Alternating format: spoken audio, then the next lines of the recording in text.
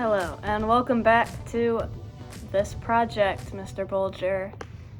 I'm currently recording this project. The Treaty of Fort Laramie was signed in 1868 and agreed on between the United States government and the indigenous people of the United States. The United States government tried getting rid of indigenous people in their newfound territory by getting all the buffalo and food they consume and starving them. They'd hunt the buffalo simply out of spite, for no reason other than starving and hurting the indigenous people. Because of this imperialism, the treaty in 1868 was put into place to keep white people and Americans off of the indigenous people's land, now known as the Black Hills. It was a sacred hill at the time, and the treaty kept Americans and the U.S. government from putting property and plots on them. Unfortunately for the indigenous people, though, white people got excited when they found out there's gold there. So the freedom men and white Americans started going in and stealing land while continuously making the indigenous people mad. What happened because of this? The Native Americans started attacking and killing miners who were getting their gold. What happened to the treaty, they would say? I'm trying to live here. The U.S. government got word of this and decided to send this man named Custer, goofy name, goofy composure, out to the Black Hills with an army. This army ended up getting slaughtered by the indigenous people and their men. Custer's Last Stand, it was called, because he did not stand any longer after that. Custer's last stand happened in the Battle of Little Bighorn, which is an oxymoron if you want to put it that way. This battle is one of the biggest turning points for both the U.S. and Native Americans, whether it be negatively or positively. So what were they fighting over? They were fighting over Little Bighorn, aka the Black Hills, the area that both of them wanted, which the Native Americans originally had territory on, and the U.S. was trying to migrate in. The Sioux tribes ended up winning the Battle of Little Bighorn, killing Custer and many of his men. What happened after that? Another treaty was signed in place of the Treaty of Fort Laramie because no white person, no American, no freedom men listened. Why didn't they listen? They wanted that sweet, precious gold. The new treaty had the same idea and plan as the Treaty of Fort Laramie, and that's basically what it was trying to do. It was just, hey, Americans, please get off our property once again, or you'll see what happens.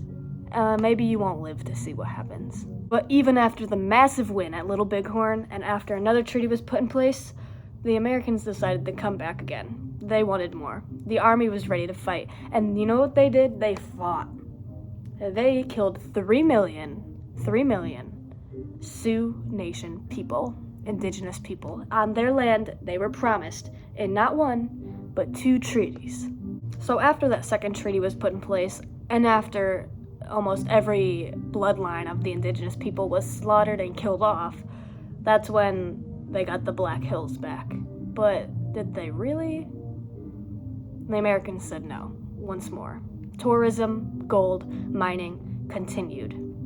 So the U.S. continues to break this treaty by moving in. The U.S. government was very lenient. They did not seem to care about either treaty, because what were they going to do about it? Yeah, we agreed, but you check what our army did to yours, man. So here's what happened. The only thing that these indigenous people are getting now is the Black Hills, which white settlers are moving on to make their own and benefit their economy and their government. Doesn't sound like it's one-sided at all. The U.S. could not care less about this treaty, and what made it worse was that the people of the Sioux Nation were now thinking of it as a joke.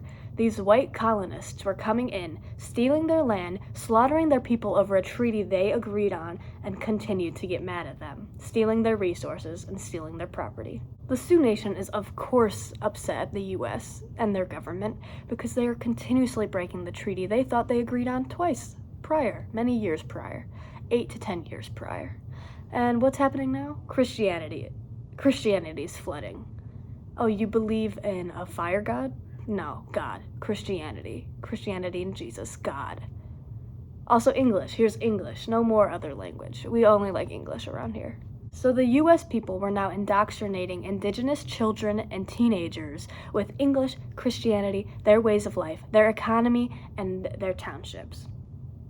What happened to the treaty? They said. The kids were like, I don't care, English and religion. Adds up to me. White settlers continued to move onto the tribal lands, which were known as sacred on the Black Hills.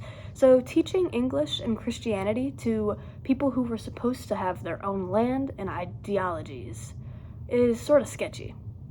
They're breaking the treaty for the third and not the last time.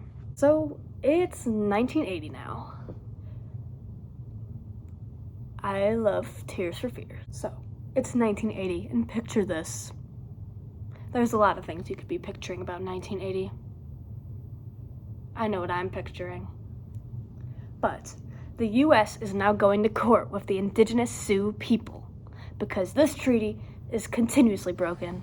White people still on the land, still in the Black Hills. We even carved our presidents into the side of the most sacred mountain. What is this, America? Don't look at my Chromebook. What is this, America? What is this? So what should happen? Really isn't up to me to decide, but I, a fictional historian, think we should give it the freak back. You know why? This ain't our land. Never has been. We gave it up in a treaty that's still signed, still agreed on, that we broke, and now we're breaking even further, to the point where Abe Lincoln is staring down with Christianity's Jesus. Yeah. What should the United States do? Well, there's not much that the people living there can do. They're white. They're not Native American. A lot of them. But the ones who are still on reservations, it's broke. What do the white people do? Leave and crumble all economy? Or would it help? Would it help their economy that they originally had hundreds of years later? This is a question that really concerns with me, because all the broke people on the reservation, they're getting no education. They're getting nothing from the US government, really, except for carved president heads on a mountain. And now, what are we going to do with all these colonists' ancestors and descendants who have nowhere to go? So do we give it back? Or do we just let history take a fall? I think there should be a resolution. And you know what the resolution should be? We give it back. All the white people and colonists and descendants move to Iowa. And that's my opinion.